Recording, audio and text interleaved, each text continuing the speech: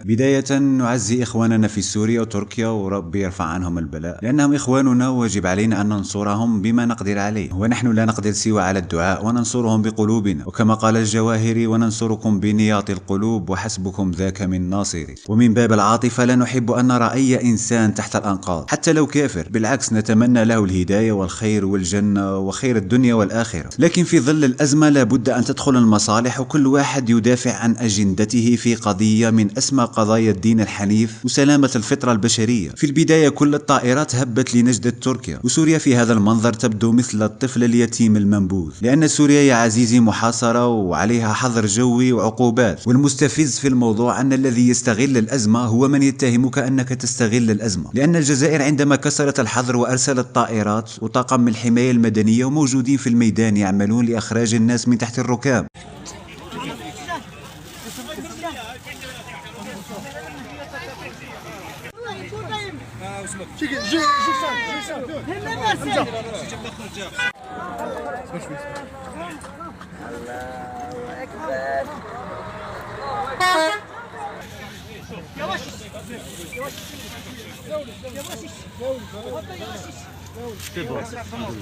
وهذه مشكلة كبيرة عند البعض، لأن الموضوع فيه إحراج. الجزائر أحرجتنا، ونحن كنا قد خصصنا إعانات لتركيا وتغريدات لسوريا، فقالوا: ماذا نقول يا ربي، ماذا نقول؟ نقول الجزائر أرسلت إعانات لبشار الأسد، والإعانات هذه يستفيد منها فقط النظام المجرم الذي قتل شعبه وشرد الملايين. وأنا لا أدري ماذا سوف يفعل بشار بالحماية المدنية وخيم وأكل وأدوية. قالوا الجزائر ذهبت للمناطق التي يسيطر عليها النظام، هي المدينة التي تضررت من الهزة الأرضية هي حلب، وطائرات الجزائر نزلت في حلب. أين تريدونها أن تنزل في الدوحة مثلا؟ المهم خرج بايدن وقال لهم بأن المعونات الإنسانية هذه لا تدخل ضمن قانون قيصر وليس عليها أي عقوبات، ومن يساعد ليس عليه أي عقوبة. هنا الجماعة قالوا: يا إخواننا في سوريا منكوبين، لا حول ولا قوة إلا بالله. سوريا يا بلد العروبة يا نور عينينا، لقد قررنا أن نرسل مساعدات لسوريا الحبيب، وهي لا توجد مساعدات ولا شيء، هو المهم يعيش الجو. وهي نفس المساعدات التي تذهب لبشار الأسد، لكن أصبحت عمل إنساني بعد تصريح بايدن. وفيصل القاسم قال المساعدات تذهب لبشار ويبيعها في السوق السوداء. الرجل خايف على معدات إنقاذ وكلاب مالينوا ليبيعها بشار. طبعا هو لا يبرر عدم مساعدة قطر لسوريا خوفا من قانون قيصر، أبدا أبدا. وأيضا السوريون الذين يعيشون في المناطق التي يسيطر عليها بشار ليسوا سوريين، يعني ليسوا بشر. سوريا دعمتم الثورة فيها، ووعدتم الشعب السوري بأنه سوف يعيش في جنة بعد ربيعكم العبري، ودعمتم الجيش الحر والفصائل. وعندما خربت سوريا وأصبحت غير صالحة لا للعيش ولا حتى للموت، هنا تركتموها وقطعتم عنها كل شيء طاعة لقانون أمريكا، ويوم تذهب لها مساعدات